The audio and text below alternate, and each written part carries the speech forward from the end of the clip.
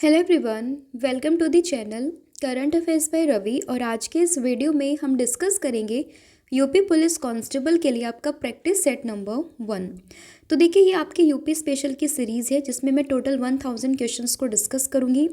सभी क्वेश्चन आपके UP police constable exam के लिए काफ़ी इंपॉर्टेंट है और इसमें सभी पीवाईक्यूज़ और साथ ही में यूपी का जीके मैंने इंक्लूड किया है, क्योंकि जाहिर सी बात है आपका यूपी का एग्ज़ाम है तो यूपी से संबंधित क्वेश्चंस जो है वो एग्ज़ाम में देखने के लिए मिल जाते हैं।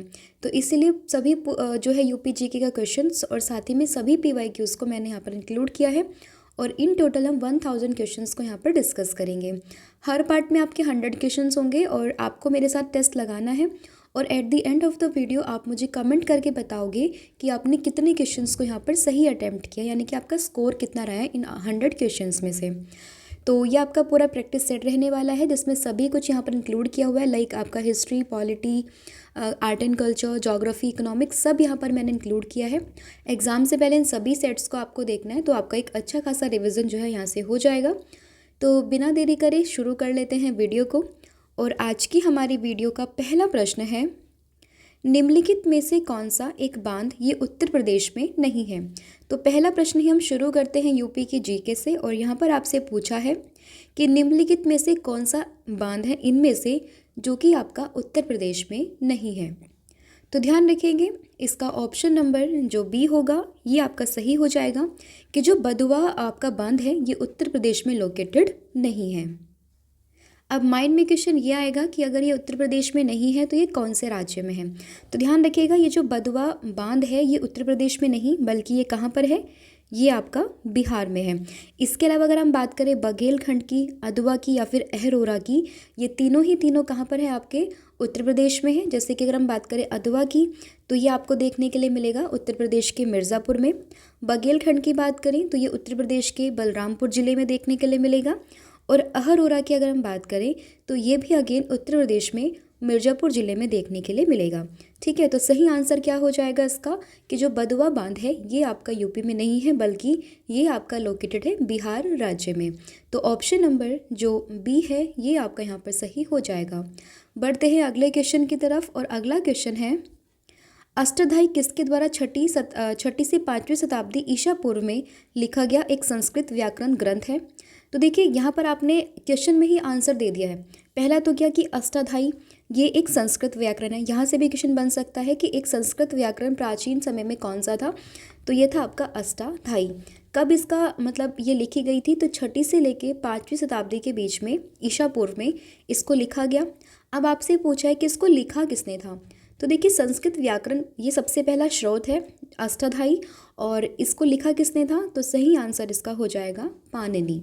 ऑप्शन नंबर जो बी है ये आपका यहाँ पर सही हो जाएगा। ठीक है, तो यहाँ से मैंने क्वेश्चन आपको 3 बताए हैं, क्या कि अष्टाध्यायी ये एक सबसे पहला स्रोत है व्याकरण संस्कृत व्याकरण को लेकर। पहला क्वेश्चन तो यहीं से ये बन जाएगा। इसको लिखा किसने है, तो इसको लिखा है पाणिनि ने, ये भी आपको ध्यान रखना है। और इनको अगर हम बात करें पाणिनि को तो हम भाषा विज्ञान के पिता के रूप में भी जानते हैं। तो ये क्वेश्चन भी आपसे पूछ सकते हैं कि भाषा विज्ञान के पिता ये किसे कहते हैं। तो भाषा विज्ञान के पिता ये हम कहते हैं पाणिनि को, तो ये भी आप ध्यान रखेंगे। ठीक है, बढ़ते हैं अगले क्वेश्चन की तरफ और अगला क्वेश्चन है आपका, निम्नलिखित में से कौन सी पुस्तक ये कौटिल्य से संबंधित है। तो देखिए, कौटिल्य का नाम आपने काफ़ी सुना होगा और ये वही कौटिल्य की बात मैं कर रही हूँ जो आपने मगध के समय में जो मौर्यन एम्पायर था उसके समय पे काफ़ी चर्चित थे। ठीक है, तो कौटिल्य की बात आई है तो कौटिल्य से संबंधित जो पुस्तक है इसका नाम है अर्थशास्त्र। तो ऑप्शन नंबर जो सी है ये आपका यहाँ पर सही हो जाएगा। अब ये भी ध्यान रखना है कि अर्थशास्त्र यानी कि इकोनॉमिक्स, तो यहाँ पर ये मत समझना कि इसमें अर्थशास्त्र की बात कही हुई है। अर्थशास्त्र का मतलब यहाँ से है कि जो भी शासन विधि है, जो आर्थिक नीति है और जो सैन्य रणनीति है उसके बारे में ये पूरा प्राचीन भारतीय संस्कृत ग्रंथ है। ठीक है, और किस दौरान लिखा गया था, तो जो मौर्यन पीरियड था उस दौरान ये लिखा गया था, तो ये आप ध्यान रखेंगे। ठीक है, यहाँ से क्वेश्चन क्या बनेगा कि कौटिल्य के द्वारा लिखी गई पुस्तक तो ये है अर्थशास्त्र, या फिर आपसे ये भी पूछ सकते हैं कि अर्थशास्त्र को किसने लिखा है, तो ये है आपका कौटिल्य ने। अर्थशास्त्र के अंदर किस चीज़ के बारे में वर्णन है, तो अर्थशास्त्र के बारे में आपका जो शासन नीति है, जो एडमिनिस्ट्रेशन चीज़ें होती है उसके बारे में लिखा हुआ है। और कौन सी भाषा में लिखा हुआ है, तो ये लिखा हुआ है संस्कृत भाषा में। और कौटिल्य की अगर हम बात करें तो चंद्रगुप्त मौर्य ये वही इंसान है जिसने मौर्यन डायनेस्टी की स्थापना करी थी, तो उसके प्रधानमंत्री थे। ठीक है, अब आप मुझे बताओगे कि कौटिल्य को हम और किस नाम से जानते थे, तो इसका जो भी आंसर है आप मुझे कमेंट करके बताओगे। देखो, जितना आप पार्टिसिपेट करोगे उतना आपके लिए बेटर रहेगा, क्योंकि जितना आपने पार्टिसिपेट किया है उतनी चीज़ें आपको लॉन्ग टर्म के लिए याद रहेंगी, कि आपको याद रहेगा कि मैम ने वहाँ पर पढ़ाया था और आपने वो चीज़ें वहाँ पर लिखी थी। पहली बार अगर आपको किसी को नहीं पता है तो आप सर्च करके भी लिख लीजिए, कोई प्रॉब्लम नहीं है, लेकिन बस आप लिखिए। जितना ज़्यादा से ज़्यादा पार्टिसिपेट आप करोगे तो ये आपके लिए ही बेटर रहेगा, इसलिए मैं आपको फोर्स करती हूँ और इसलिए हम लास्ट में आपको क्वेश्चन देते हैं ताकि आप पार्टिसिपेट करो और आपको वो चीज़ें याद रहें। तो यहाँ पर सही आंसर हो जाएगा अर्थशास्त्र, ऑप्शन नंबर सी। अगला क्वेश्चन है आपका, गुरु केलुचरण महापात्र पुरस्कार की स्थापना ये हुई थी सन 1995 में, तो गुरु केलुचरण महापात्र को किस नृत्य शैली के लिए मान्यता दी गई थी। तो देखिए, दो क्वेश्चन यहाँ पर बन गए आपके। पहला कि जो ये गुरु हैं आपके, महापात्र पुरस्कार इनके नाम से शुरू हुआ कब, तो ये हुआ था 1995 में। पहला क्वेश्चन आप ये याद रखेंगे। अब पूछा है ये कि इनका संबंध ये कौन सी नृत्य शैली से था, तो इनका जो संबंध था वो संबंधित थे किससे, ओडिशी से। तो ऑप्शन नंबर जो सी है ये आपका यहाँ पर सही हो जाएगा कि इनका जो संबंध था वो था ओडिशी से। अब इनको साथ ही में आपने अगर मैं बताऊं तो इन्हें पद्मश्री भी मिला हुआ है, संगीत नाटक अकादमी पुरस्कार भी इन्हें मिला हुआ है, पद्म भूषण भी इनको मिला हुआ है और साथ ही में कालिदास सम्मान से भी इन्हें सम्मानित किया गया है। इसमें जो सबसे मोस्ट इम्पॉर्टेंट है, एक तो है आपका पद्मश्री और एक है आपका पद्म भूषण। तो पद्मश्री की बात करें तो ये इन्हें मिला था 1974 में, वहीं अगर हम बात करें पद्म भूषण की तो ये मिला था 1988 में। आप चाहें तो इन फैक्ट को भी याद कर सकते हैं, अन्यथा आपको ये तो पता होना ही चाहिए कि गुरु केलुचरण महापात्र इनका संबंध है किससे, ओडिशी से। तो ऑप्शन नंबर सी ये आपका यहाँ पर सही हो जाएगा। अगला क्वेश्चन है आपका, निम्नलिखित प्रसिद्ध संतों में से किसने भरतनाट्यम नृत्य को नाट्य शास्त्र नामक संस्कृत ग्रंथ में संहिताबद्ध किया था। तो देखिए, इसका सही आंसर जो होगा ये आपका हो जाएगा ऑप्शन नंबर बी। तो जो ऋषि भरत मुनि थे इनका संबंध किससे था, इन्होंने जो बेसिकली ये भरतनाट्यम नृत्य है इसको नाट्य शास्त्र नामक संस्कृत ग्रंथ में संहिताबद्ध किया था। तो ये आपको यहाँ पर पता होना चाहिए, तो इसीलिए ऑप्शन नंबर जो बी है ये आपका यहाँ पर सही हो जाएगा। अगला क्वेश्चन है, वृहद संहिता निम्नलिखित में से किसकी प्रसिद्ध कृति है। तो देखिए, अगर हम बात करें वृहद संहिता की तो ये प्रसिद्ध कृति है वारामिहिर की। तो ऑप्शन नंबर जो बी है ये आपका यहाँ पर सही होगा। याद करने की ट्रिक आप ऐसे भी याद कर सकते हैं कि वृहद संहिता वृह से शुरू हो रही है, तो इसके जो लेखक है उनका नाम भी व से ही शुरू हो रहा है और इनका नाम क्या है, वारामिहिर। ठीक है, तो ध्यान रहेगा कि वारामिहिर ने ही की है क्या, वृहद संहिता की खोज। और इसकी भाषा कौन सी थी, तो ये संस्कृत का एक महत्वपूर्ण आप कह सकते हो विश्वकोश ग्रंथ है। तो ये भी आपको पता होना चाहिए, तो ऑप्शन नंबर जो बी है ये आपका यहाँ पर सही हो जाएगा।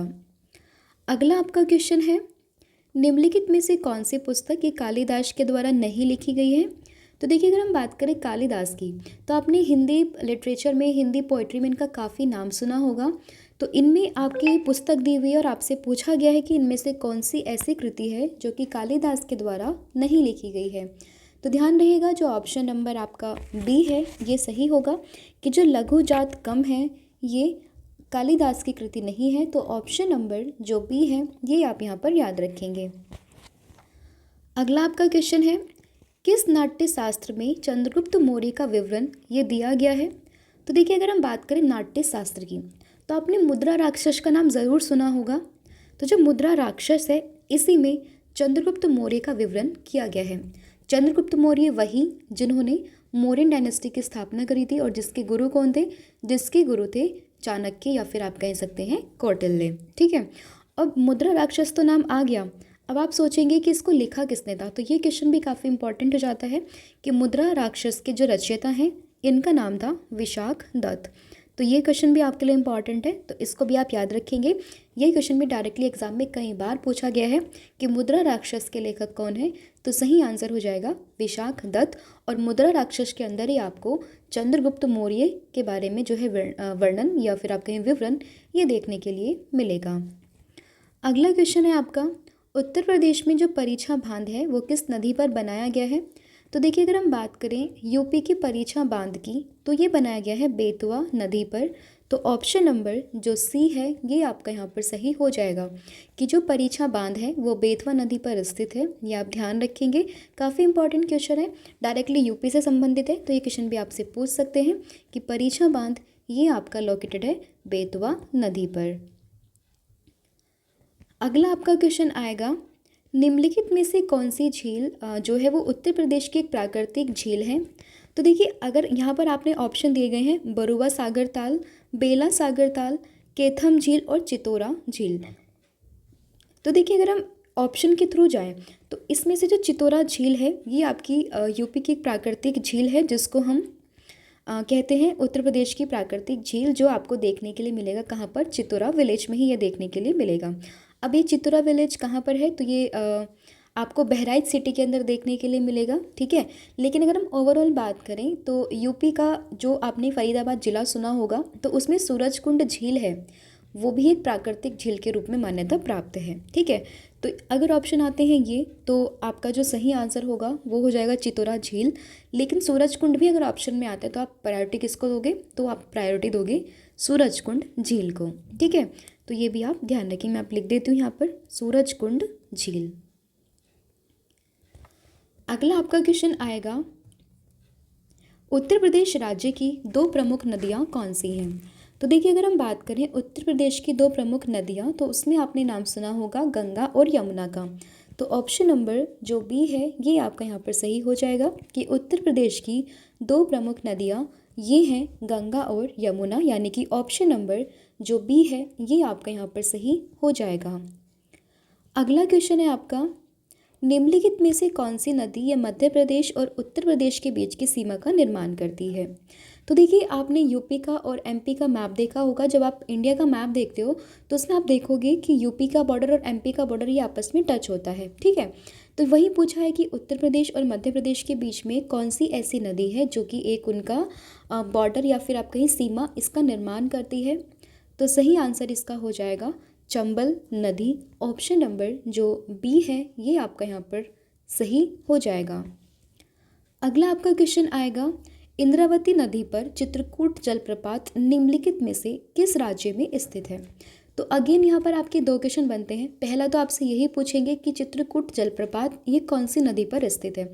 तो डायरेक्टली आपको पता होना चाहिए कि इंद्रावती नदी पर ये स्थित है आपका चित्रकूट जलप्रपात, ठीक है। अब आपसे पूछा कि ये जलप्रपात है कहाँ पर? तो चित्रकूट जलप्रपात ये आपको देखने के लिए मिलेगा छत्तीसगढ़ राज्य में। तो ऑप्शन नंबर जो ए है ये आपका यहाँ पर सही हो जाएगा। फिर रोहिणी बांध उत्तर प्रदेश के किस जिले में बनाया गया? तो देखिए, रोहिणी बांध की अगर हम बात करें तो ये आपको उत्तर प्रदेश के ललितपुर जिले में देखने के लिए मिलेगा। तो ऑप्शन नंबर जो ए है ये आपका यहाँ पर सही होगा कि उत्तर प्रदेश का जो ललितपुर जिला है उसी में आपको रोहिणी बांध ये देखने के लिए मिलता है।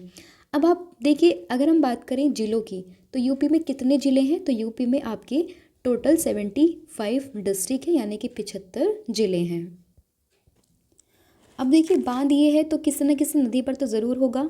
तो अगर हम बात करें नदी, तो नदी का नाम भी क्या है? वो रोहिणी नदी ही है, यानी कि रोहिणी बांध रोहिणी नदी पर है, उत्तर प्रदेश में है। और उत्तर प्रदेश के जो 75 ज़िले हैं उनमें से एक ज़िला है ललितपुर, उसमें ये आपको देखने के लिए मिल जाएगा। अगला आपका क्वेश्चन आएगा कि त्रिवेणी संगम इलाहाबाद में निम्नलिखित तीन में से कौन सी नदी इनमें से भूमिगत नहीं है? तो देखिए, इलाहाबाद का नाम अब ये क्या हो गया है? ये हो गया प्रयागराज, ठीक है। तो इसी प्रयागराज में आपको त्रिवेणी संगम ये देखने के लिए मिलता है। तो त्रिवेणी संगम में आपसे पूछा गया कि इनमें से इन तीन में से कौन सी नदी भूमिगत नहीं है? तो सही आंसर हो जाएगा option number C. Option number C यानी कि सरस्वती। तो यहाँ पर आपका सही आंसर होगा ऑप्शन नंबर सी कि जो ये है त्रिवेणी संगम में इलाहाबाद में ये भूमिगत नदी नहीं है। और ये त्रिवेणी संगम किस किस का होता है? तो ये त्रिवेणी संगम ये होता है गंगा, यमुना और सरस्वती का, जिसमें जो गंगा यमुना है ये दोनों बाह्य नदी है, और सरस्वती अगर हम बात करें तो ये अदृश्य नदी मानी जाती है। अगला क्वेश्चन है आपका, कौन सी नदी उत्तर प्रदेश के सहारनपुर जिले से निकलती है?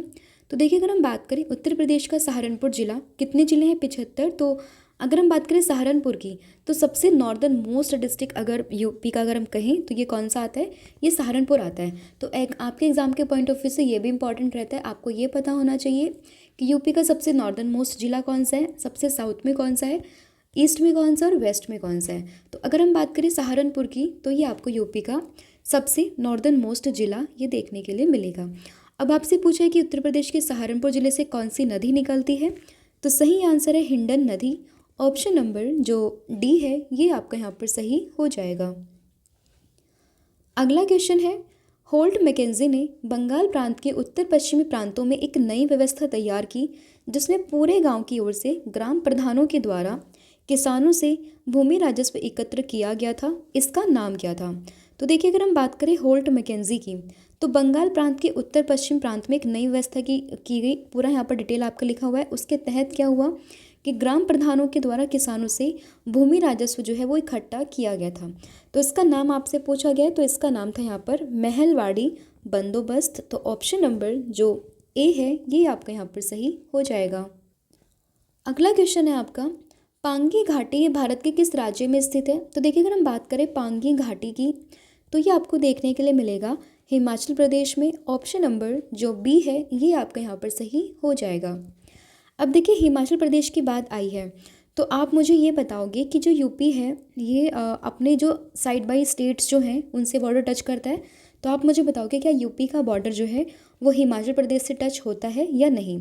इसका भी आंसर आप मुझे कमेंट सेक्शन में दोगे। तो यहाँ पर आपसे पूछा है कि पांगी घाटी ये कहाँ पर है, तो पांगी घाटी ये स्थित है आपका हिमाचल प्रदेश में।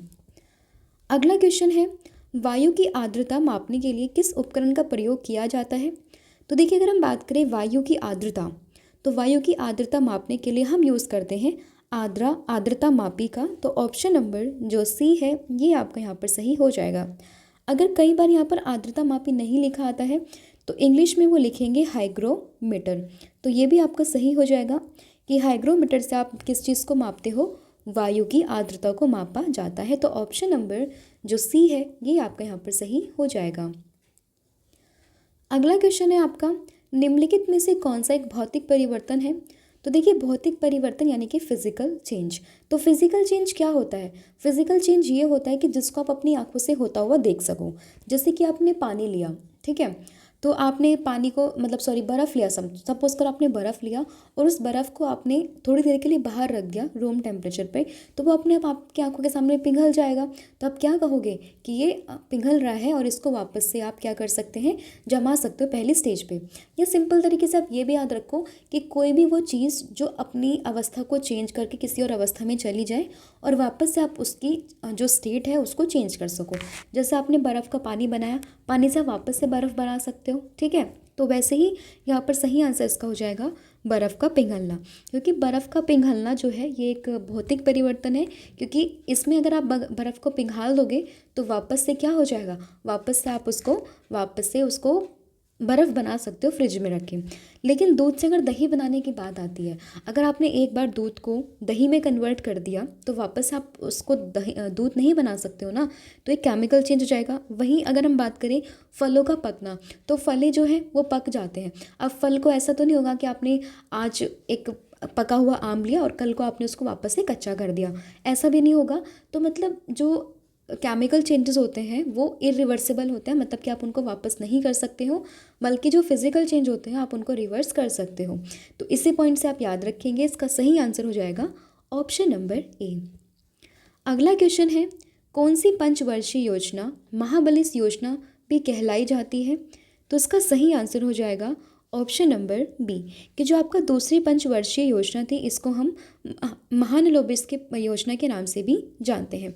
पंचवर्षीय योजना में क्या होता था, तो पंचवर्षीय योजना 5 सालों के लिए बनती थी, जिसमें जो गवर्नमेंट थी वो पूरा 5 साल के लिए एक बजट, मतलब एक आप कहें कि पूरी योजना बनाती थी कि 5 सालों में उन्हें क्या अचीव करना है, कितना प्रोडक्शन करना है, कैसे उनका पूरा 5 साल का देश का जो टर्म है वो चलेगा, वो पूरा पहले से डिसाइड करते थे। और फिर बाद में देखते थे कितना ग्रो वहाँ पर हुआ है, कितना उन्होंने जो टारगेट्स बनाए थे वो उन्होंने अचीव करें। जैसा आपके साथ होता है कि आप पढ़ने का टारगेट बनाते हो कि आज मैंने दिन में इतना पढ़ना है, या फिर एक हफ्ते मैंने ये बुक कंप्लीट करनी है, और एक हफ्ते के बाद आप ये चेक करते हो कि आपने कितना चीज़ उसमें किया या आप कितना पीछे रहे हो। तो वैसे ही जो गवर्नमेंट है वो पंचवर्षीय योजना बनाती थी, जो कि पूरे 5 साल के लिए तैयार की जाती थी। ठीक है, बीच बीच में गैप्स भी आए थे, वो आप इकोनॉमिक्स की क्लास में हम डिस्कस करेंगे पूरा अलग से कि कैसे मतलब बीच में जो है प्लान हॉलीडे भी हुआ है, ये सब चीज़ों के बारे में। तो ठीक है, पंचवर्षीय योजना यहाँ पर बोली गई है, तो ये हो जाएगी आपकी दूसरी पंचवर्षीय योजना, जो कि महानलोबिस के नाम से हम जानते थे। अगला क्वेश्चन है आपका, निम्नलिखित में से कौन सा एक भारतीय श्रम कानून और सामाजिक सुरक्षा उपाय है जिसका उद्देश्य काम करने का अधिकार यानी कि राइट टू वर्क की गारंटी देता है। तो राइट टू वर्क की गारंटी की अगर हम बात करें तो ये देता है महात्मा गांधी राष्ट्रीय ग्रामीण रोजगार गारंटी अधिनियम, जिसको हम शॉर्ट में कहते हैं MG नरेगा।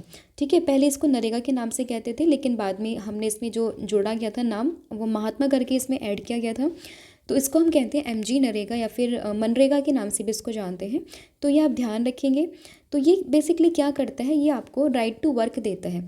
इसमें 100 दिन का पूरा कार्य होता है कि आप गवर्नमेंट की तरफ से 100 दिन का कार्य आपको मिलेगा, और जो भी आपके मतलब मजदूरी होती है वो आपको पे की जाएगी।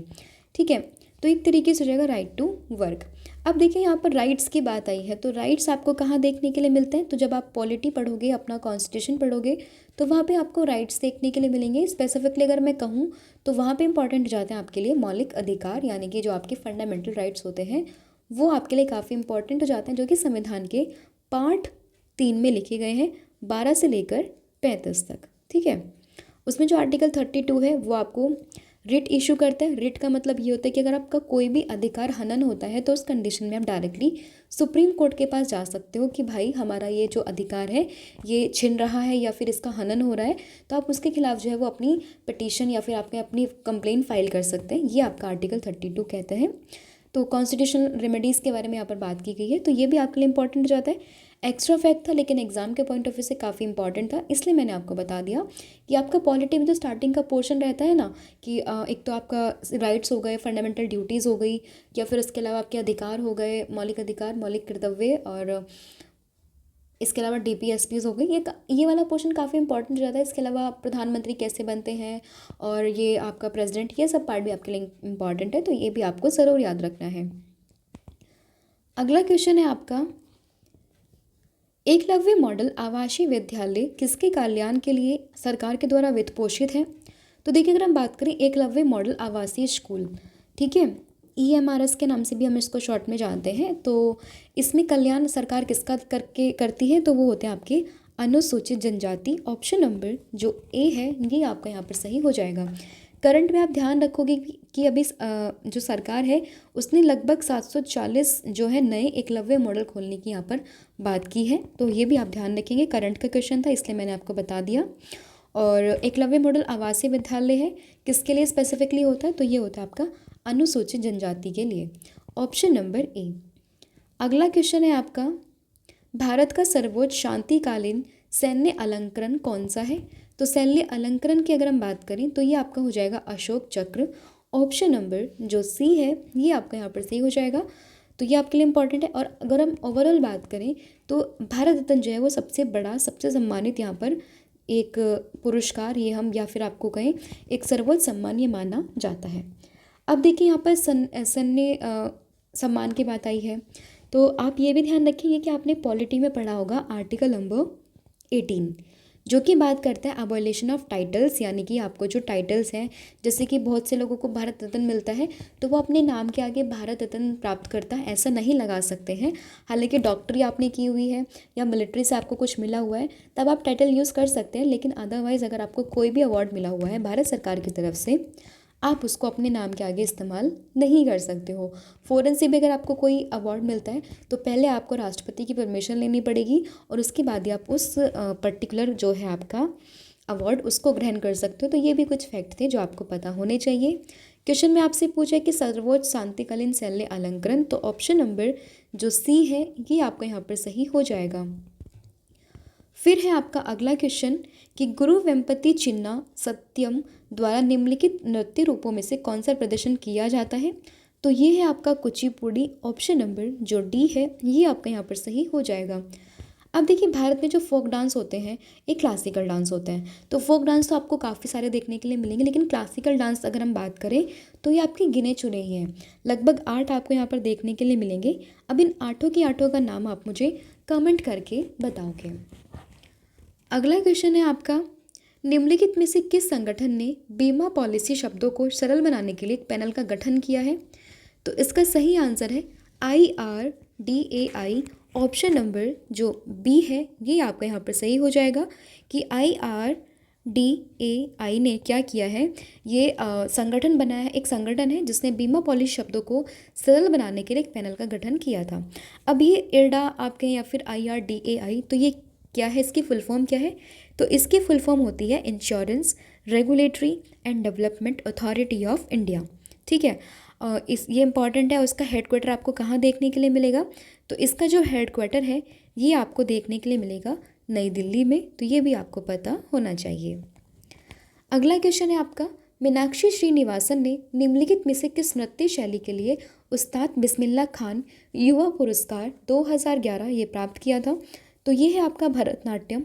ऑप्शन नंबर जो डी है ये आपका यहाँ पर सही हो जाएगा कि मीनाक्षी श्रीनिवासन ने जो है भरतनाट्यम के लिए बिस्मिल्लाह खान युवा पुरस्कार ये जीता था। तो ऑप्शन नंबर जो डी है ये आपका यहाँ पर सही हो जाएगा। तो ये आप इमेज में देख सकते हैं, ये है मीनाक्षी श्रीनिवासन। और अगर हम बात करें भरतनाट्यम की, तो ये आपको दक्षिण भारत में काफ़ी ज़्यादा लोकप्रिय देखने के लिए मिलेगा। हालांकि मैंने आपको होमवर्क दिया है कि आपको जितने भी क्लासिकल डांस है उसके बारे में बताना है, साथ ही में उनका जो स्टेट है वो भी आपके लिए इम्पॉर्टेंट है, तो वो भी आप मुझे कमेंट करके बताओगे। इसका मैं बता देती हूँ, भरतनाट्यम ये बेसिकली कहाँ पर होता है? ये होता है तमिलनाडु में। अगला क्वेश्चन है आपका, विश्व जल दिवस प्रत्येक वर्ष ये कब मनाते हैं? तो देखिए, अगर हम बात करें विश्व जल दिवस की, तो प्रत्येक वर्ष ये हम मनाते हैं 22 मार्च को। ऑप्शन नंबर जो ए है ये आपका यहाँ पर सही हो जाएगा कि 22 मार्च को हम मनाते हैं विश्व जल दिवस। ऑप्शन नंबर जो ए है ये आपका यहाँ पर सही हो जाएगा। अब अगर हम बात करें किसकी, विश्व जल दिवस के थीम की, तो विश्व जल दिवस का जो थीम है ये है कि जल और स्वच्छता संकट को हल करने के लिए परिवर्तन में तेजी लाना। इन शॉर्ट अगर हम बात करें इंग्लिश में, तो ये है आपका एक्सेलरेटिंग चेंजेस। ठीक है, तो ये आप ध्यान रखें क्योंकि एग्जाम्स में जो है थीम से क्वेश्चन भी पूछ लेते हैं, तो ये भी आपके लिए इम्पॉर्टेंट हो जाता है। अगला क्वेश्चन है आपका, राज्य का कार्यकारी अंग किसको संदर्भित करता है? तो देखिए, अगर हम बात करें राज्य का कार्यकारी अंग, तो ये संबंधित करता है कानूनों को लागू करने और सरकार चलाने के लिए जिम्मेदार लोगों का एक समूह। यानी कि आपसे यहाँ पर पूछा गया है एग्जीक्यूटिव ऑर्गन के बारे में। देखिए, सरकार के 3 अंग होते हैं, एक होता है आपका एग्जीक्यूटिव, एक होता है जुडिशरी और एक होता है आपका लेजिस्लेचर। ठीक है, तो उसमें जो एग्जीक्यूटिव यानी कि कार्यकारी अंग वाला पार्ट है यही आपका कानूनों को लागू करने और सरकार चलाने के लिए जिम्मेदार लोगों का एक समूह या फिर आप कहीं एक ग्रुप होता है। अगला क्वेश्चन है, भारत के सर्वोच्च न्यायालय का उद्घाटन ये कब हुआ था?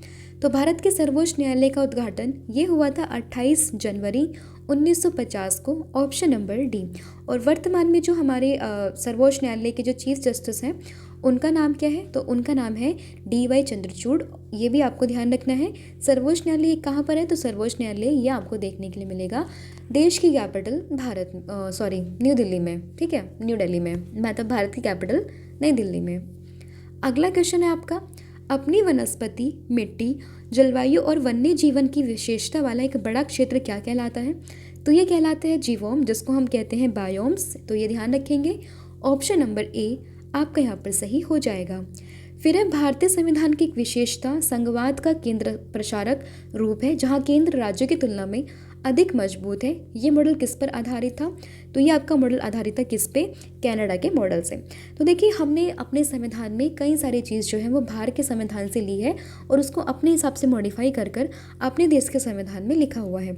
तो वहीं पे अगर हम बात करें कि केंद्र राज्य की तुलना में अधिक मजबूत है, यानी कि अगर हम बात करें सेंटर काफ़ी मजबूत है, ये बात हमने कहाँ से ली है? तो ये हमने ली है कनाडा से, यानी कि कनाडाई मॉडल से ये हमने उठाया है। तो ऑप्शन नंबर जो ए है ये आपका यहाँ पर सही हो जाएगा। फिर किसने कहा था कि सिद्धांत यानी कि निदेशक सिद्धांत भविष्य में विधि निर्माण का आधार होना चाहिए? तो ये बात कही थी BR अम्बेडकर जी ने। ऑप्शन नंबर जो बी है ये आपका यहाँ पर सही हो जाएगा। BR अम्बेडकर जी की बात करें तो इन्हें हम कहते हैं भारत संविधान के मतलब जो भारत का संविधान है उसके पिता के रूप में हम इनको जानते हैं। और साथ ही में जब हमारा संविधान बना था तो उससे पहले कई सारी कमेटीज़ बनी थी। तो उस कमेटी में एक जो सबसे इम्पॉर्टेंट कमेटी थी वो थी आपकी प्रारूप कमेटी, जिसको हम इंग्लिश में कहते हैं ड्राफ्टिंग कमेटी। तो उसके हेड भी कौन थे? तो उसके हेड भी थे आपके BR अम्बेडकर जी। तो ये भी आपको ध्यान रखना है। Option number B. अगला क्वेश्चन है, भारतीय संविधान का कौन सा भाग ये केंद्र शासित प्रदेशों से संबंधित है? तो अगर हम बात करें यूटी से तो संबंधित है पार्ट नंबर 8। ऑप्शन नंबर जो सी है ये आपका यहाँ पर सही हो जाएगा। फिर है, निम्नलिखित में से कौन सा कार्य स्थानीय निकायों के क्षेत्राधिकार में नहीं आता है? तो देखिए, अगर हम बात करें स्थानीय निकाय यानी कि जो आपकी आपका जो लोकल गवर्नेंस होता है ना, तो उसमें कौन सा नहीं आता? तो आपका विधि और व्यवस्था, ये आपका लोकल गवर्नेंस या फिर आपका स्थानीय निकायों में नहीं आता है। तो ऑप्शन नंबर जो बी है ये आपका यहाँ पर सही हो जाएगा। आप देखिए, अपने गांव का भी इमेजिन कर सकते हो। आपका जो गांव है, ठीक है, आपको वहाँ पर ब्लॉक्स हॉस्पिटल देखने के लिए मिलेगा, सरकारी हॉस्पिटल। आपने वहाँ पे स्वच्छता होनी है, ये जिम्मेदारी भी ग्राम प्रधान की होती है। किसी का जन्म प्रमाण पत्र, मृत्यु प्रमाण पत्र, ये सभी बनना होता है। तब भी आप किसके पास जाते हो? वहाँ का जो आपका ये होता है, पटवारी कहते हैं आप जिसको, या फिर आप कहें कि वहाँ के जो ग्राम प्रधान है उनसे आप जाकर मिलते हो। तो ये सभी कार्य किसके अंतर्गत आते हैं? ये स्थानीय निकायों के अंदर आते हैं। लेकिन अगर हम विधि की बात करें, व्यवस्था की बात करें, तो ये आपका स्थानीय निकायों के क्षेत्राधिकार में नहीं आता है। ऑप्शन नंबर बी आपका यहाँ पर सही हो जाएगा। फिर किस संवैधानिक संशोधन अधिनियम ने भारतीय संविधान में शिक्षा के अधिकार को जोड़ा था? तो ये था आपका संविधान 86वें नंबर का संशोधन।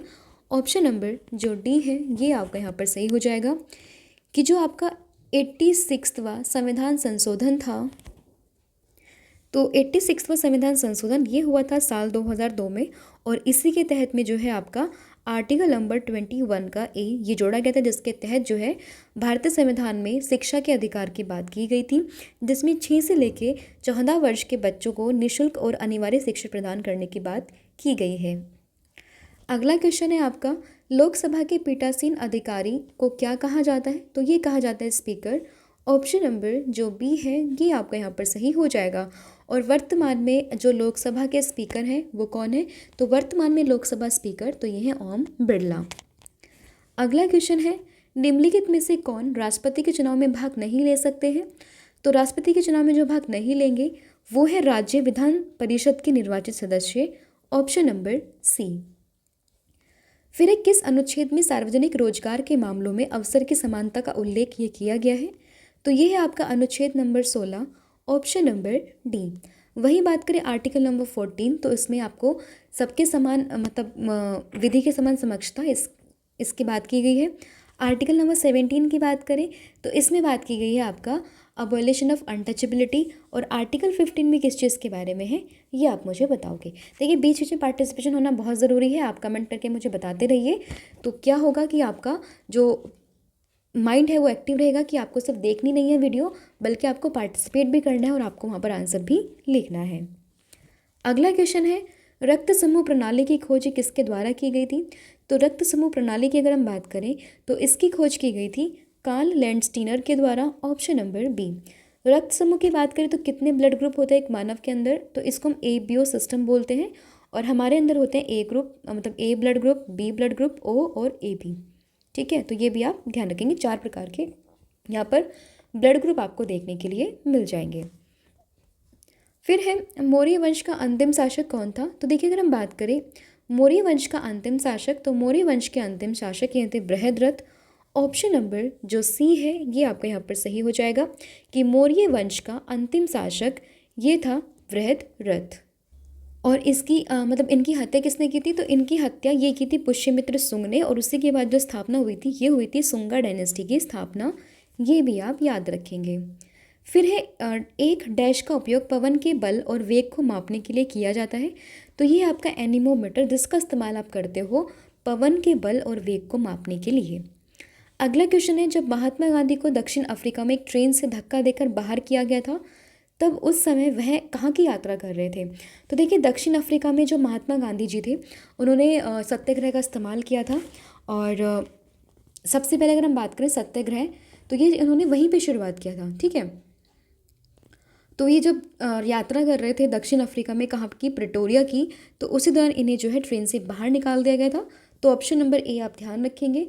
और 1915 में वापस इंडिया लौट कर आए थे, वहाँ पर सक्सेसफुल ये हुए थे साउथ अफ्रीका में, और 9 जनवरी को ये लौट कर आए थे, और इसीलिए हम 9 जनवरी को हर साल मनाते हैं भारतीय प्रवासी दिवस। तो ये भी आप ध्यान रखेंगे। अगला क्वेश्चन है आपका, कौन सा एक रंगीन और मंत्रमुग्ध मेला है जो उत्तर प्रदेश के मेरठ में प्रत्येक वर्ष होली के कुछ दिनों के बाद आयोजित किया जाता है। तो काफ़ी ये बहुत ही खूबसूरत मेला होता है और होली के कुछ दिनों के बाद लगता है यूपी के मेरठ में। और इसका सही आंसर है आपका नौचंदी मेला, ऑप्शन नंबर बी। अब देखिए, मेरठ का नाम सुनते ही आपको 1857 की क्रांति के बारे में याद होना चाहिए कि 1857 में जो क्रांति हुई थी वो कहीं ना कहीं आपका मेरठ से संबंधित थी। तो ये भी आप ध्यान रखेंगे। तो ऑप्शन नंबर जो बी है ये इसका सही आंसर हो जाएगा। फिर निम्नलिखित में से कौन एक वैज्ञानिक के साथ साथ एक महान उद्योगपति भी थे जिसने भारत में कई उद्योगों की स्थापना की थी? तो सही आंसर है Vikram Sarabhai, option number C. फिर है मौर्य साम्राज्य मगध में स्थापित किया गया था, जो वर्तमान में कहाँ पर पड़ता है? तो मगध की अगर हम बात करें तो वर्तमान में ये आता है बिहार के क्षेत्र में, ऑप्शन नंबर सी। फिर एक प्रकाश वर्ष क्या मापता है? तो देखिए, प्रकाश वर्ष की बात करें यानी कि लाइट ईयर की, तो लाइट से आप ईयर देख के ये मत सोचना कि टाइम को मेज़र करता है। लाइट ईयर ये मापता है दूरी यानी कि डिस्टेंस को। तो ऑप्शन नंबर जो ए है ये आपका यहाँ पर सही हो जाएगा। फिर ये प्योंगयांग किस देश की राजधानी है? तो प्योंगयांग की बात करें तो ये राजधानी है उत्तर कोरिया की, ऑप्शन नंबर डी। अब अगेन आप मुझे बताओगे कि उत्तर कोरिया की राजधानी तो है प्योंगयांग, लेकिन अगर हम बात करें साउथ कोरिया की, तो साउथ कोरिया की राजधानी ये क्या है? फिर है उत्तर प्रदेश का क्षेत्रफल देश के कुल क्षेत्रफल का लगभग कितना प्रतिशत है? तो ये है आपका 7.3%, ऑप्शन नंबर डी। फिर है शिक्षा का अधिकार यानी कि राइट टू एजुकेशन अधिनियम, ये भारत की संसद के द्वारा किस वर्ष लागू किया गया था? तो अगर हम बात करें राइट टू एजुकेशन की, तो ये लागू हुआ था साल 2009 में। काफ़ी इम्पॉर्टेंट है, ऑप्शन नंबर जो डी है ये आपका यहाँ पर सही हो जाएगा। अब देखिए, ये दो हमारी PDF है, इनके बारे में आपको बता देती हूँ। एक है आपकी लास्ट 12 मंथ की पूरा कंपाइलेशन, जिसमें आपको देखने के लिए मिलेगा पूरा करंट अफेयर 2023 का। और इसके अलावा इंडियन पॉलिटी की भी बुक है, जहाँ पर आपको मोर देन 5000 क्वेश्चंस यहाँ पर देखने के लिए मिलेंगे, जिसके थ्रू आपका पूरा पॉलिटी भी कवर हो जाएगा। इन दोनों बुक को आप परचेज़ कर सकते हो, लिंक आपको डिस्क्रिप्शन में मिलेगी। और यहाँ पर आप जा सकते हैं, डायरेक्टली आप विजिट भी कर सकते हैं वेबसाइट पर, जो कि है www.ravibooks.pdf.com। अगला क्वेश्चन है आपका, किसने एक अंग्रेजी पुस्तक अनलीजिंग इंडिया लिखी है जो यह रेखांकित करती है कि 25 से 30 वर्षों में भारत एक महाशक्ति कैसे बन सकता है? तो देखिए, अगर हम बात करें कि अनलीजिंग इंडिया ये लिखी है किसने, तो ये लिखी है वीरप्पा मोइली ने, जो ये बात करता है कि 25 से 30 वर्षों में भारत एक महाशक्ति ये कैसे बन सकता है। फिर है बरसाने की होली किसके साथ खेली जाती है? तो बरसाने की होली काफ़ी फेमस है और इसको हम लठमार होली के नाम से भी जानते हैं। और ये किससे खेली जाती है? तो ये लठ से खेली जाती है, यानी कि लाठी से। तो ऑप्शन नंबर जो डी है ये आप यहाँ पर याद रखोगे। फिर एक काकोरी ट्रेन डकैती की कल्पना ये रामप्रसाद बिस्मिल और किसके द्वारा की गई थी? तो देखिए, अगर हम बात करें काकोरी ट्रेन डकैती की, तो जो इसकी कल्पना है, जो इसका विचार है, ये रामप्रसाद बिस्मिल और साथ ही में अशफाक उल्ला खां, इन दोनों के दिमाग में आया था। तो ऑप्शन नंबर जो सी है ये आप यहाँ पर याद रखेंगे। फिर है स्वतंत्र भारत के पहले रक्षा मंत्री कौन थे? तो देखिए, अगर हम बात करें रक्षा कौन करेगा? जो बलवान होगा। तो इसीलिए पहले रक्षा मंत्री ये थे बलदेव सिंह, ऑप्शन नंबर जो सी है ये आप यहाँ पर याद रखेंगे। फिर है उत्तर प्रदेश का कौन सा लोक संगीत बच्चे के जन्म का जश्न मनाने के लिए गाया जाता है? तो देखिए, ये है शोहर। शोहर आप याद रखेंगे कि एक लोक संगीत है जो कि जब उत्तर प्रदेश में बच्चे का जन्म होता है तो उसके जश्न में हम जो है यूपी के लोग वो यही गाना गाते हैं। तो ऑप्शन नंबर ए आप यहाँ पर याद रखेंगे। अगला क्वेश्चन है, संगीत शिक्षा प्रदान करने वाला उत्तर प्रदेश का पहला विश्वविद्यालय कौन सा था? तो देखिए, अगर हम बात करें संगीत शिक्षा प्रदान करने की, तो उत्तर प्रदेश का पहला विश्वविद्यालय ये था भातखांडे संगीत संस्थान शम विश्वविद्यालय, यानी कि ऑप्शन नंबर जो ए है ये आपका यहाँ पर सही हो जाएगा। अगला क्वेश्चन है, रासलीला किस राज्य का नाट्य नृत्य रूप है? तो देखिए, अगर हम बात करें रासलीला की, तो ये आपका आता है उत्तर प्रदेश में। ऑप्शन नंबर जो बी है ये आपका यहाँ पर सही हो जाएगा। देखिए मैंने नाट्य रूप यहाँ पर बताया, इसके अलावा क्लासिकल डांस होते हैं, शास्त्रीय नृत्य होते हैं, ये आप मुझे बताने वाले हो ही, ऑलरेडी मैं आपसे पूछ चुकी हूँ क्वेश्चन। तो नाट्य शास्त्र भी आपके लिए इंपॉर्टेंट हो जाता है, तो आप ध्यान रखेंगे। रासलीला यहाँ पर महाराष्ट्र आप याद रख सकते हैं, काफ़ी इंपॉर्टेंट है, जिसको हम कहते हैं तमाशा, तो ये भी आपके लिए इंपॉर्टेंट हो जाता है। अगला क्वेश्चन, निम्नलिखित में से कौन सा उत्तर प्रदेश का लोकप्रिय लोकगीत है? तो ये आपका हो जाएगा कजरी। ऑप्शन नंबर जो ए है ये आप यहाँ पर याद रखोगे। फिर है कुंभ मेला उत्तर प्रदेश के किस शहर से संबंधित है? तो देखिए अगर हम बात करें कुंभ मेला तो 12 साल के अंतराल में ये लगता है। देश में कुल 4 जगह है जहाँ पर ये लगता है। और कहाँ पर लगेगा ये, मतलब कहाँ पर लगता है यूपी में? तो ये लगता है प्रयाग में, जिसको हम इलाहाबाद के नाम से भी जानते थे पहले। तो ऑप्शन नंबर जो सी है ये आपका यहाँ पर सही हो जाएगा। फिर है उत्तर प्रदेश के क्षेत्र व्रज के द्वारा निम्नलिखित में से कौन सी नृत्य ये किया जाता है? तो ये आपका चरकुला। ऑप्शन नंबर जो सी है ये आप यहाँ पर याद रखेंगे। फिर है उत्तर प्रदेश में कौन सा शहर पागल बाबा मंदिर अपनी कठपुतली प्रदर्शन के लिए प्रसिद्ध है? तो ये है आपका वृंदावन। ऑप्शन नंबर बी आपका यहाँ पर सही हो जाएगा। फिर में पद्म विभूषण से सम्मानित गंगूबाई हंगल उत्तर प्रदेश की किस घराने से ताल्लुक़ रखती हैं? तो देखिए यहाँ पे भी 3 क्वेश्चन है कि गंगूबाई हंगल किस राज्य से, यूपी से हैं, इन्हें अवार्ड मिला है पद्म विभूषण, और ये किस घराने से हैं? तो ये बिलोंग करते हैं किराना से। ऑप्शन नंबर जो बी है ये आप यहाँ पर याद रखेंगे। फिर है सामान्य आँख की स्पष्ट दूरी की न्यूनतम दूरी क्या होती है? तो देखिए अगर आपके नॉर्मल आइज़ हैं तो अगर आप 25 सेंटीमीटर पर कोई चीज़ रखते हो तो आप आसानी से देख पाओगे। आप इसको एक्सपेरिमेंट करके भी देख सकते हो कि आप अपनी बुक को लेके आओ, जैसे जैसे आप पास लेके आओगे तो आपको कुछ भी साफ नहीं दिखाई देगा, और साथ ही में आपका जो आँखें हैं उस पर भी आपको जोर या फिर आपका स्ट्रेन ये पड़ने लगेगा। ठीक है, तो न्यूनतम दूरी होती है 25 सेंटीमीटर, जिस पे आप रखकर चीज़ों को आसानी से देख सकते हैं। तो ऑप्शन नंबर जो डी है ये आप यहाँ पर याद रखेंगे। फिर निम्नलिखित में से कौन सा आधुनिक आवर्त सारणी का एक उत्कृष्ट रासायनिक तत्व है? तो ये है नियोन। Option number D. फिर श्वेत प्रकाश उसके घटक रंगों में विभाजन को क्या कहते हैं? तो देखिए वाइट लाइट जो होती है वो अपने 7 अलग अलग रंगों में विभाजित हो जाती है, जिसको हम कहते हैं डिस्पर्जन या फिर आप कहें विक्षेपण। तो ऑप्शन नंबर जो डी है ये आपका यहाँ पर सही हो जाएगा।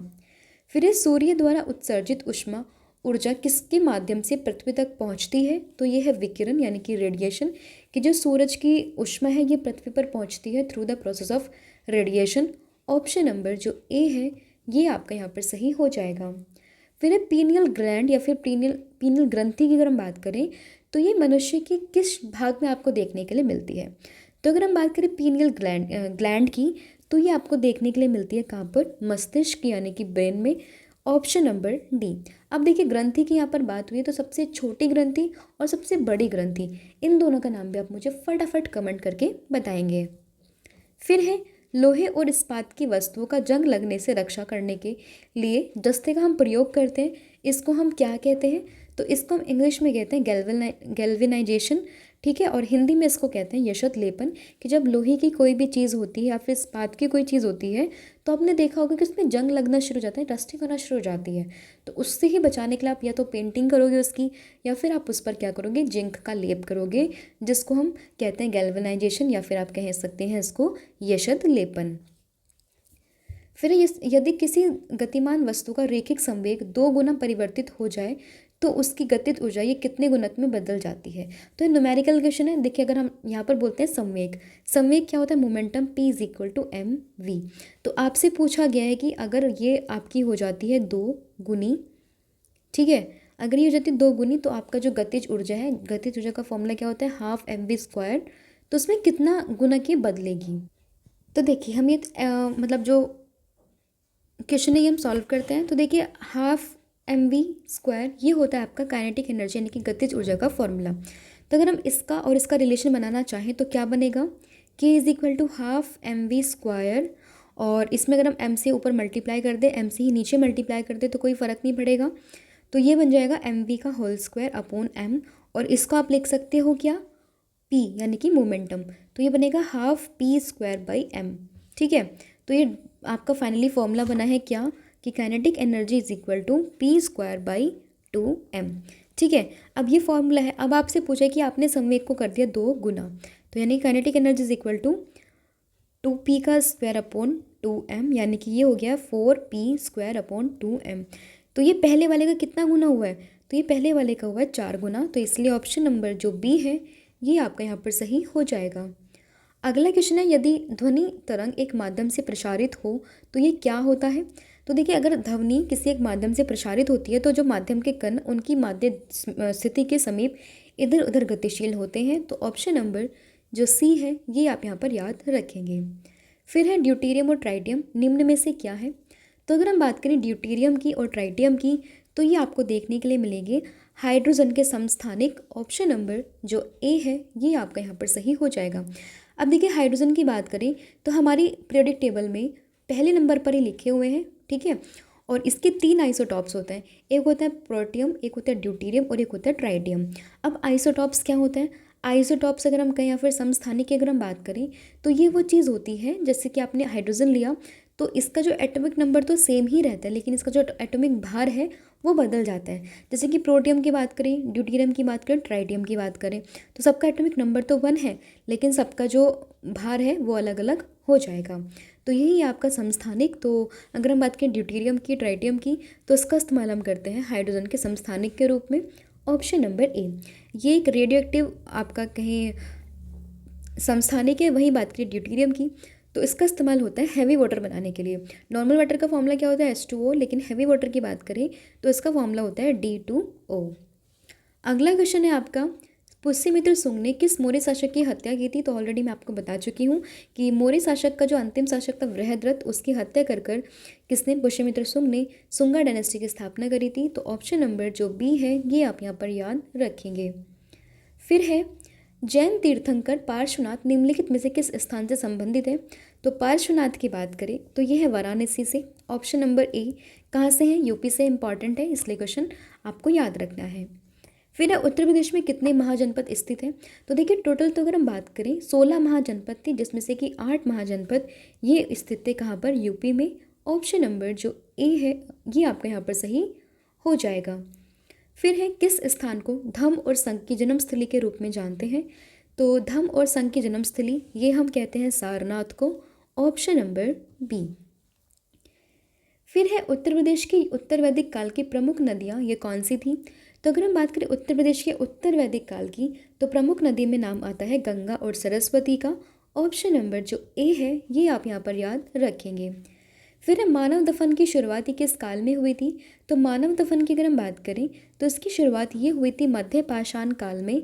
Option number B. फिर भारत का राष्ट्र चिन्ह ये कहाँ से लिया गया है। तो जो भारत का राष्ट्र चिन्ह है ये हमने लिया है अशोक स्तंभ, जो कि आपको देखने के लिए मिलेगा सारनाथ में। ऑप्शन नंबर जो ए है ये आप यहाँ पर याद रखेंगे। अब ये तो है आपका अशोक स्तंभ, ठीक है। अब ये चिन्ह भी हमारे भारत का राष्ट्र चिन्ह है, लेकिन अगर आप नीचे की तरफ देखोगे तो आपको यहाँ पर 4 एनिमल देखने के लिए मिलेंगे, जिसको आप याद कर सकते हो BHEL से। आपने भेल कंपनी का नाम सुना है, वैसे आप इसको याद रखिए बुल, हॉर्स, एलिफेंट और लॉयन के नाम से। फिर है, गौतम बुद्ध ने उत्तर प्रदेश के किस स्थान पर अपने सर्वाधिक उपदेश दिए हैं। तो ये है आपका श्रावस्ती। ऑप्शन नंबर सी। पहला उपदेश उन्होंने दिया था सारनाथ में, लेकिन सबसे अधिक अगर हम उपदेश की बात करें तो ये देते श्रावस्ती में। Option number C. फिर है, CSIR का केंद्रीय इलेक्ट्रॉनिकी अभियांत्रिक अनुसंधान संस्थान, जिसको हम कहते हैं CERI, कि कहाँ स्थित है। तो ये है आपका पिलानी में। Option number B. फिर है, जलाटी किस देश की मुद्रा है। तो ये है आपकी पोलैंड की मुद्रा। Option number A. फिर भारत में प्रतिवर्ष आर्थिक सर्वेक्षण ये कौन प्रकाशित करता है। तो देखिए, अगर हम बात करें इकोनॉमिक सर्वे या फिर बजट आता है फरवरी में, अब आ जाएगा, तो इसको प्रकाशित करता है वित्त मंत्रालय। और वर्तमान में वित्त मंत्री कौन है। तो ये है निर्मला सीतारमण जी। ऑप्शन नंबर जो ए है ये आप यहाँ पर याद रखेंगे। फिर निम्नलिखित में से कौन सा आंतरिक और सौर मंडल में स्थित एकमात्र बोना ग्रह है। इंपॉर्टेंट क्वेश्चन है, एग्जाम में अभी पूछा गया था। तो इसका सही आंसर हो जाएगा ऑप्शन नंबर बी, यानी कि सेरेस। फिर है, पुर्तगाली किस वर्ष में पहली बार भारत के पड़ोसी देश श्रीलंका पहुंचे थे। तो ये थे 1505 में। Option number D. और पहला पुर्तगाली जो भारत आया था वो थे वास्को डी गामा। ये भी आपको ध्यान रखना है। फिर है, भारत में नालंदा विश्वविद्यालय किस राज्य में स्थित है। तो ये आपका स्थित है बिहार में। Option number B. फिर है भारतीय संविधान का कौन सा अनुच्छेद जो है राष्ट्रपति को अध्यादेश जारी करने की शक्ति प्रदान करता है? तो ये आपका आर्टिकल नंबर 123 यानी कि अनुच्छेद 123। और इसके तहत क्या होता है, अध्यादेश यानी कि ऑर्डिनेंस, कि ये जो है इसके मैक्सिमम पीरियड होता है 6 महीने 6 हफ्ता, ये भी आप ध्यान रखेंगे। फिर है आपका अगला क्वेश्चन, राष्ट्रपति शासन में राज्य का प्रमुख शासन संचालक ये कौन होता है? तो ये होता है राज्यपाल। ऑप्शन नंबर जो सी है ये आपका यहाँ पर सही हो जाएगा। राष्ट्रपति शासन की बात करें तो इमरजेंसी के अंतर्गत ये आता है। इमरजेंसी 3 प्रकार की, एक होते हैं नेशनल इमरजेंसी, राष्ट्रीय आपातकाल, फिर आता है आपका राष्ट्रपति शासन यानी कि प्रेसिडेंट रूल, और फिर आता है फाइनेंशियल इमरजेंसी यानी कि वित्तीय आपातकाल। फाइनेंशियल इमरजेंसी अभी तक एक भी बार नहीं लगी है। प्रेसिडेंट रूल ये तो कई बार लग चुका है। नेशनल इमरजेंसी 3 बार लग चुकी है। अगर हम बात करें नेशनल इमरजेंसी की तो ये आर्टिकल 352 में देखने के लिए मिलेगा, प्रेसिडेंट रूल 356 में, और फाइनेंशियल इमरजेंसी तो ये आर्टिकल नंबर 360 में आपको देखने के लिए मिलेगी। फिर अगला क्वेश्चन है, भारतीय शिक्षा के 10+2+3 आकार की सिफारिश किसने की थी? तो ये की थी कोठारी आयोग ने। ऑप्शन नंबर ए। अब आप मुझे बताओगे कि जो नई शिक्षा नीति थी 2020, तो उसमें जो मॉडल है वो कौन सा मॉडल दिया गया, मतलब 10+2+3 की जगह कौन सा नया मॉडल है। फिर है 16 महाजनपद की सूची किस में उपलब्ध है? तो 16 महाजनपद की सूची ये उपलब्ध है अगुंतर निकाय में। Option number C. फिर है किसने इक्तादारी प्रथा ये चलाई थी? तो इक्तादारी प्रथा ये चलाई थी इल्तुतमिश ने। Option number C. फिर निम्नांकित में से दिल्ली का पहला तुगलक सुल्तान कौन सा था? तो ये थे Ghiyasuddin Tughlaq. Option number A. फिर 1892 के भारतीय परिषद संशोधन के नाम से भी किसे हम जानते हैं? तो ये हम जानते हैं लॉर्ड क्रॉस का अधिनियम, यानी कि जो आपका 1892 का भारतीय परिषद संशोधन है, इसको और नाम हम किससे जानते हैं? लॉर्ड क्रॉस का अधिनियम। फिर है मोहनजोदारो या फिर मोहनजोदड़ो, इसका स्थानीय नाम क्या है? तो इसका स्थानीय नाम है मृतकों का टीला। Option number D. अब मोहनजोदड़ो ये एक हड़प्पा कालीन सभ्यता का पार्ट है, यानी कि आईवीसी का पार्ट है, जिसको हम हड़प्पा सभ्यता के नाम से भी जानते हैं। हड़प्पा क्यों? क्योंकि पहली साइट जो वहाँ पर खोजी गई थी ये थी आपकी हड़प्पा। फिर है निम्नलिखित में से कौन सी नदी विंध्या और सतपुड़ा पर्वत श्रृंखला के मध्य से होकर गुजरती है? तो ये है आपकी नर्मदा। Option number A. फिर है प्रायद्वीपीय भारत की सबसे बड़ी नदी कौन सी है? तो ये है आपकी गोदावरी। Option number B. फिर है भागीरथी और अलकनंदा गंगा में कहाँ पर मिलती है? तो देखिए गंगा के अलग अलग प्रयाग है, तो जो भागीरथी और अलकनंदा है ये मिलती है आपकी देव प्रयाग में। Option number D. अगला क्वेश्चन है आपका, निम्नलिखित में से कौन सा विश्व का सबसे बड़ा मरुस्थल है? तो सबसे बड़ा मरुस्थल अगर हम बात करें तो ये है आपका सहारा। Option number C. फिर सौर प्रणाली की खोज ये किसने की थी? तो सौर प्रणाली की खोज ये की थी कोपरनिकस ने। Option number B. ग्वालियर का किला किसने बनवाया था? तो ग्वालियर का किला ये बनवाया था राजा मानसिंह तोमर ने। Option number C. फिर लास्ट क्वेश्चन है, इत्माउद्दौला का मकबरा आगरा में किसके द्वारा बनवाया गया? तो ये बनवाया था नूर जहाँ ने। तो ऑप्शन नंबर जो सी है ये आपका यहाँ पर सही हो जाएगा कि इत्माउद्दौला का मकबरा ये आगरा में किसने बनवाया?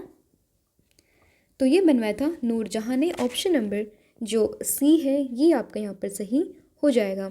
और इसमें आपको ये भी फैक्ट ध्यान रखना है कि भारत का ये पहला ऐसा स्मारक था जिसका निर्माण पूरी तरह से जो है वो संगमरमर से किया गया था। तो ये भी आप ध्यान रखेंगे। और इसका निर्माण कब हुआ था? तो ये हुआ था 1622 से लेकर 1628 के बीच में। और जो नूरजहाँ के पिता थे ना मिर्ज़ा गियास बेग, उनके मतलब याद में आपके या फिर उनके लिए ही ये बनवाया गया था। ठीक है, तो ये थे आपके 100 क्वेश्चन जो कि आपके यूपी पुलिस कांस्टेबल के एग्ज़ाम के लिए काफ़ी ज़्यादा इंपॉर्टेंट है। यहाँ पर मैंने सभी PYQs को इंक्लूड करने की कोशिश की है, और इसी के साथ में यूपी से संबंधित भी कुछ क्वेश्चंस यहाँ पर मैंने इंक्लूड किए हैं जो आपके एग्ज़ाम के पॉइंट ऑफ व्यू से काफ़ी ज़्यादा इंपॉर्टेंट है। ठीक है, आपके टोटल 10 पार्ट ही आने वाले हैं, जिसमें पहला पार्ट ये मैं अपलोड कर रही हूँ आज, और इसके साथ साथ आपके अगले ही 9 पार्ट ये जल्दी ही आपके साथ अपलोड किए जाएंगे। एग्ज़ाम से पहले आपको इन सभी पार्ट्स को देखना है। बीच में जितने क्वेश्चंस मैंने आपसे पूछे उन सभी के आंसर्स भी आप दोगे, और साथ ही में जितना पार्टिसिपेट आप करोगे कमेंट सेक्शन में उतना ही आपके लिए बेटर है। और अब आपका टर्न आता है क्वेश्चंस के आंसर्स देने का, यानी कि टेस्ट के 2 क्वेश्चंस भी मैं आपसे पूछूंगी। तो इसमें पहला क्वेश्चन आपका रहने वाला है कि रोहिणी बांध ये उत्तर प्रदेश के किस जिले में बनाया गया? और दूसरा क्वेश्चन है आपका कि किसने कहा था कि सिद्धांत निदेशक सिद्धांत भविष्य में विधि निर्माण का आधार होना चाहिए? ये आपका यहाँ पर सही हो जाएगा। मतलब सॉरी, इसका जो है आंसर आपको यहाँ पे बताना है, इसका सही आंसर क्या हो जाएगा। तो 2 क्वेश्चन है टेस्ट के लिए, और इसके अलावा जो मैंने बीच में क्वेश्चन पूछे इनके आंसर्स भी आप मुझे दोगे। आज के लिए इतना ही है। इसके अलावा पीडीएफ ऑलरेडी मैं आपको बता चुकी हूँ, आप इसको परचेज़ कर सकते हैं, लिंक आपको डिस्क्रिप्शन मिलेगा। अदरवाइज़ आप डायरेक्टली जाकर आप हमारी वेबसाइट को विजिट कीजिए, यहाँ पर भी आपको इस क्वेश्चन जो हैं वो देखने के लिए मिलेंगे। काफ़ी इंपॉर्टेंट ये दोनों पीडीएफ हैं आप सभी एग्जाम्स के लिए, तो इनको भी आप परचेज़ कर सकते हो। तो आज के लिए इतना ही है। Thank you so much, have a good day and wish you all the very best for your exams.